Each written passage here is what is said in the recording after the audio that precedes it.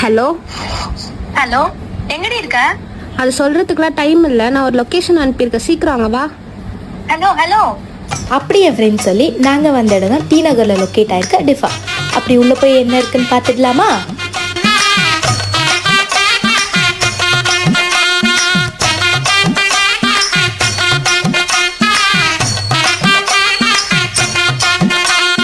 ஒத்தருவைந்தாரே ஒரு உனப்ப தட்டுந்தாரே, நீ ஒத்துக்கிட்டு வாடி நம்ம வட பக்கம் போவோம்.